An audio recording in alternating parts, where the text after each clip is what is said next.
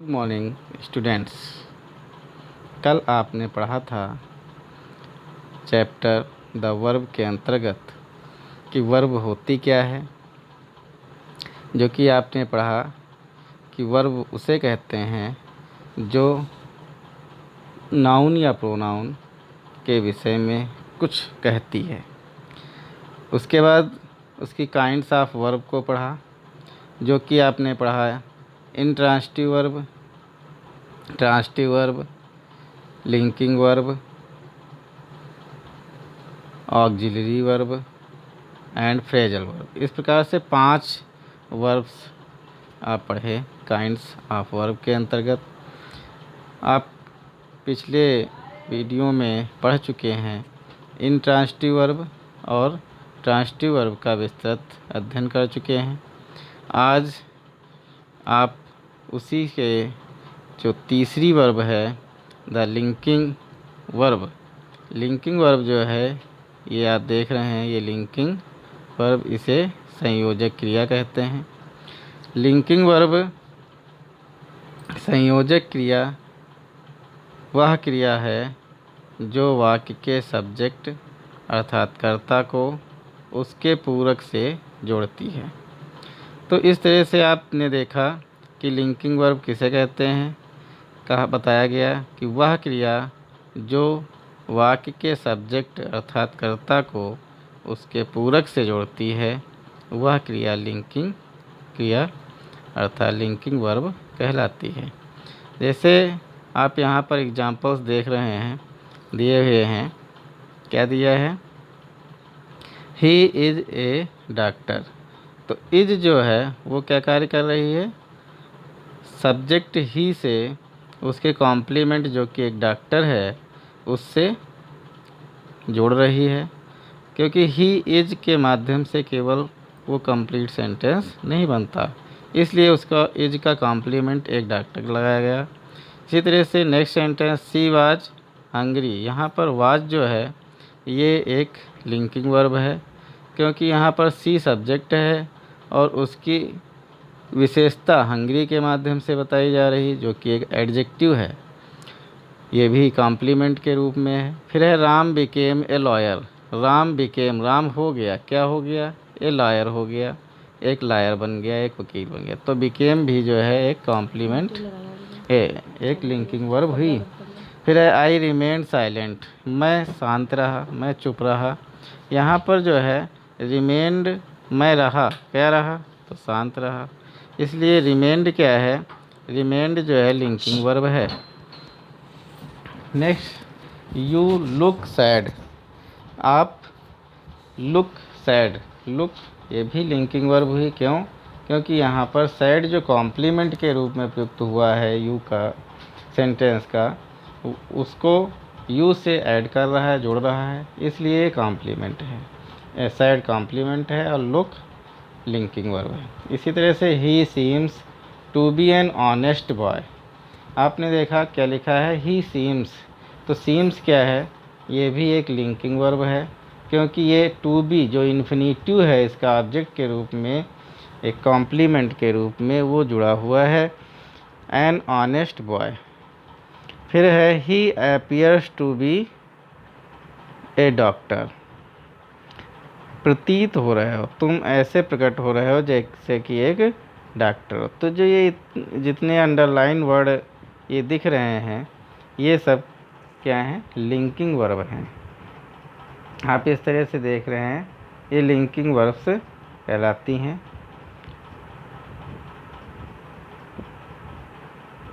और भी यदि आप देखें तो ये देखिए, अब इस तरह से लिंकिंग वर्ब आप देखते हैं कौन कौन सी होती हैं। लिंकिंग वर्ब जैसे बी वर्ब हो गई। लिंकिंग वर्ब क्या हुई? जैसे एक बी वर्ब हो गई। बी वर्ब कैसे कहते हैं? इज है, एम है, आर है, वाज या वर, ये लिंकिंग वर्ब हो गई। और कौन सी कहलाती हैं? जैसे ये आप देख रहे हैं, रिमेंड हो गई, लुक हो गई, सीम्स हो गई, अपीयर्स हो गई, ये सब क्या हैं? ये लिंकिंग वर्ब हैं। इज एम आर का प्रयोग ऑक्सिलरी वर्ब के भी रूप में होता है। इनको हम आगे पढ़ेंगे। ये देखिए ऑक्सिलरी वर्ब। ऑक्सिलरी वर्ब क्या होती है? ऑक्सिलरी वर्ब को हेल्पिंग वर्ब भी कहा जाता है। इसे हिंदी में सहायक क्रिया कहते हैं। ये होती क्या है? कहते हैं जो क्रिया, क्रिया मतलब वर्ब, जो वर्ब मुख्य क्रिया को अर्थात मेन वर्ब को, जो क्रिया मेन वर्ब को क्या करती हैं? टेंस या काल बनाने में सहायता देती हैं। टेंस या काल बनाने में सहायता देती हैं। उन्हें ऑक्सिलरी वर्ब कहते हैं। क्या कहते हैं? उन्हें ऑक्सिलरी वर्ब अर्थात सहायक क्रिया कहते हैं।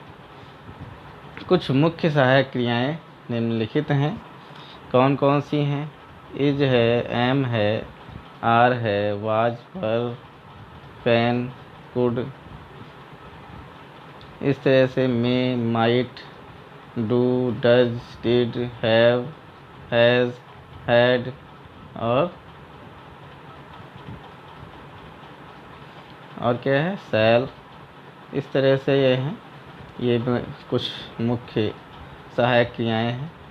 Should, will, would, must, etc। इस तरह से ये कुछ सहायक क्रियाएं हैं। इनका प्रयोग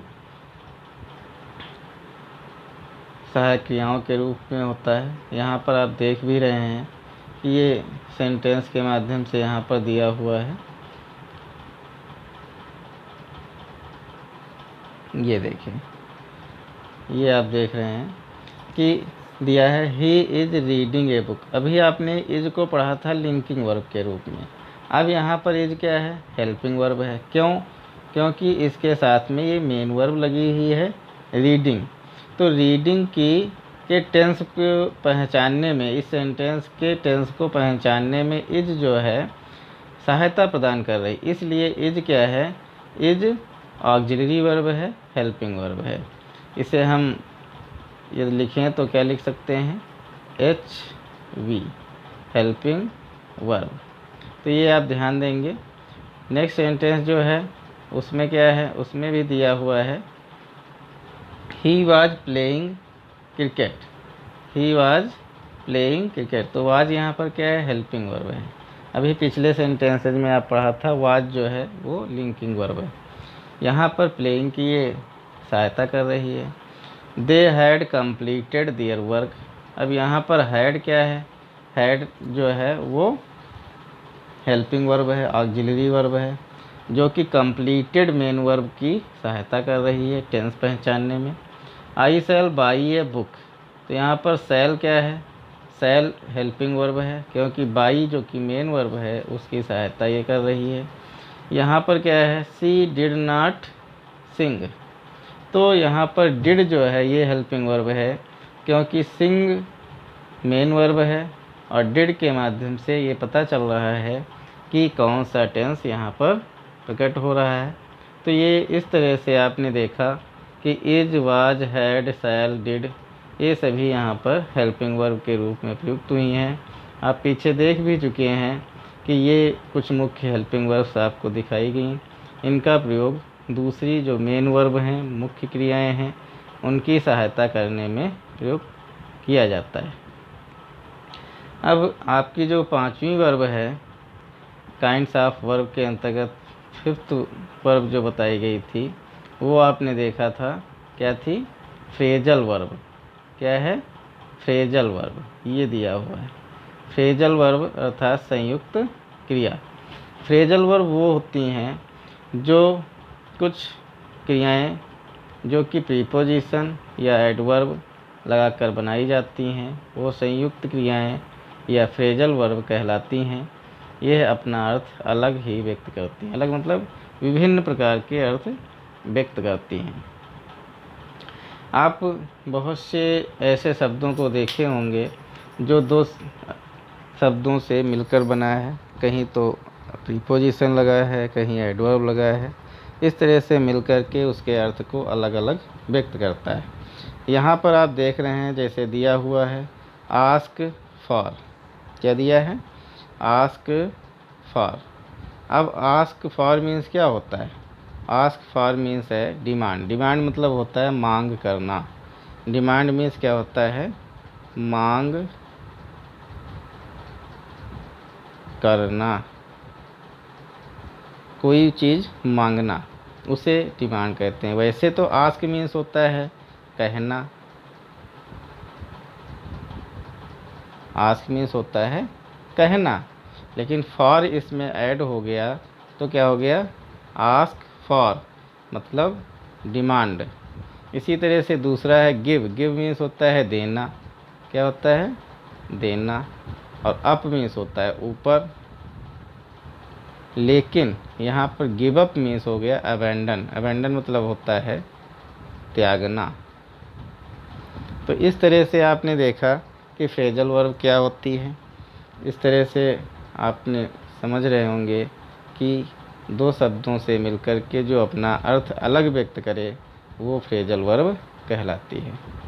तो इस तरह से आपने द वर्ब नामक चैप्टर को पढ़ा सही से, उसकी काइंड्स को समझा। इसे आप सही से नोट करिए और अच्छी तरह से इसे लर्न कीजिए, याद कीजिए। इस तरह से आप इसका अध्ययन कर सकते हैं।